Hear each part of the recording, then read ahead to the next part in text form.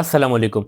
د نن ویډیو دا په بدن کې د وټامین ډي ډیفیشنسي باره کې، یعنی بدن کې د وټامین ډي کمی چې کله راشي د دې کم علامات دي. خاص طور د یخنۍ موسم کې د ژمي موسم کې وټامین ډي کمی ډیر زیات راځي. نو په لومړي نمبر چې کم علامات دی هغه دا چې اډوکي دردونه ډیر زیات کوي، یعنی بدن چې کم اډوکي دي خاص طور د سټ د ایریا چې کومه ده، د ملا چې کومه ده، د خپې دي، چجې دي یا چې کوم دا ټوټې دي، نو په دې کې ډیر زیات دردونه کیږي. نو چې دا کوم خلکو عام طور دردونه یا یخنۍ موسم کې ډیر زیات سیوا شي دردونه، نو دا لومړی علامات د وټامین ډي. دغسې پټو دردونه ډیر زیات وي، یعنې بدن کې چې کوم دی کې پټې دي هغې کې ډیر زیات دردونه کیږي.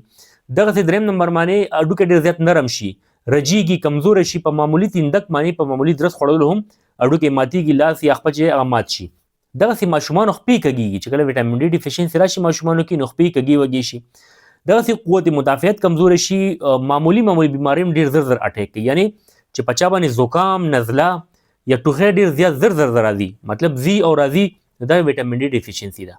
ډپریشن، ذهني تناو، ټینشن، انزایټي، مطلب ذهني سکون دی هغه ډیر زیات کم شي بغیر څه د وجې، دا وټامین ډي ډیفیشنسي ده. خوب ګډوډ شي، چې کله خوب په سکون باندې نه وي نو دا هم وټامین ډي ډیفیشنسي ده. لوږه کم لګېدل یا ویښته کمزوري کېدل، ویښته رژېدل، پرېوتل، هسې بېسه، نو دا هم د وټامین ډي د کمی علامات دي. دا خو د وټامین ډي د کمی علامات شو. دا پوره کول څنګه دي؟ ګوره ټول نه بهترینه طریقه چې کوم د وټامین ډي کمی پوره کول دي هغه نور دی. لکه ریچ سورس چې کوم د وټامین ډي دی هغه نور دی، نور نه دا حاصلیږي. نو زیاتر کورونو کې نور نه لګي، خلک نور ته ناسته نه کوي، دفتري کارونو کې مصروف وي، نو هغې لپاره بیا خوراک هم شته، هغې باره کې هم زه تاسو ته وایم. خو د نور کې ناستو طریقه دا ده چې سهار کې 9 بجو نه تر 11 درمیان کې دې کې تاسو نور کې ګینئ خامخا، او کوشش کوئ چې د لاسونه یا خپو د پنډو پورې دا خامخا ښکاره کوئ. چې دا نور کې ښکاره وي نو کم از کم 20 منټه او نیمه غنټه چې تاسو کښېنئ. هسې هم نن سبا نور ښه لګي، انسان باندې بد نه لګي.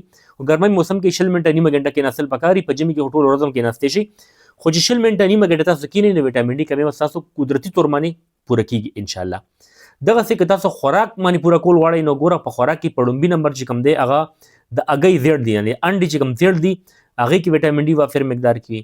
دغسې مکن چې کوم دی کوچ او پنیر هغې کې وټامین ډي مقدار ښه وي. د مۍ په خوراک باندې هم وټامین ډي کمی برابریږي. دې کې یو قسم دی ټونا فش او سیلمن فش، تاسو استعمالوئ ورځ دو پس خامخا نو وټامین ډي کمی دې سره هم برابریږي. دغسې د فش لیور نه یو تیل وځي، یعنی د مۍ چې کوم جګر دی د هغې نه یو تیل جوړیږي، نو هغه هم وټامین ډي کمي لپاره استعمالیږي، هغې سره هم وټامین ډي کمی برابریږي. دغسې بیف لیور یعنی د غټ څاروي چې کوم جګر دی، ځیګر دی، کلیجي چې ده، د هغې په استعمال هم د وټامین ډي کمی برابریږي. دا خو د خوراک څیزونه شو، او د ټول نه ارزان طریقه چې کومه ده او اسانه طریقه هغه نور دی.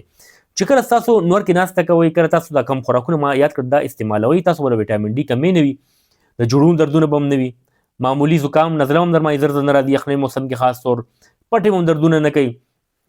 څومره سستی وي، ویکنیس وي، ډپریشن، انزایټي وي، بې خوابي وي، دا ټولې مسلې به که د وټامین ډي ډیفیشنسي په وجه وي نو انشاءالله دا به ختمیږي. نن سبا چې کوم پیشنټ رابطې کوي یا چې عام خلک دي، څومره مو ګورئ تاسو چې دا ویډیو کتلو والے تاسو وګورئ دا علامات به تاسو کې خامخا موجود وي. چاته پته نه وي هغې پین کلر دوايان استعمالوي، دردونو دوايان استعمالوي، نو هغې په وجه باندې د دردونو په استعمال باندې سایډ افیکټ ډېر وي، مضر اثرات ډېر وي، خو فایدې نه کېږي. ولې چې هغه درد چې کم دی هغه وټامین ډي د کمي د وجې دی. نو څو پورې وټامین ډي کمی نه برابر شي درد نه ختمیږي. ایون دا چې دردونو ګولۍ تاسو خورئ هېڅ سره هم نه ختمیږي. نو که ستاسو سټ پټې درد کوي، ملا مو درد کوي، خپې مو درد کوي، سستی وي ډېر زیات، بار بار نزله زکام درته کېږي، ډپریشن، انزایټي وي ورته، فوکس نشئ کولی، توجه په یو څیز نشئ ورکولی، ذهن مو منتشر کېږي. اکثر خلک لمونځ کوي نو یاره په لمونځ کې وایي سوچونه ډېر زیات راځي، ذهن یو خوا بل خوا ځي، دا هم د وټامین ډي ډیفیشنسي علامات دی چې تاسو فوکس نشئ کولی، توجه نشئ کولی په یو څیز باندې. نو که دا ټول علامات موجود دي نو ټول نه بهترین طریقه چې کوم تاسو ما وښیي هغه نور ده، او باقي دا خوراکونه چې کوم دي دا تاسو کوئ. او دې لپاره سپلیمنټ هم راځي، هغې کې مختلف سپلیمنټ دي چې کوم ښه سپلیمنټ دی هغه انډراپ ډي په نوم باندې راځي، هغه تاسو استعمالولی شي.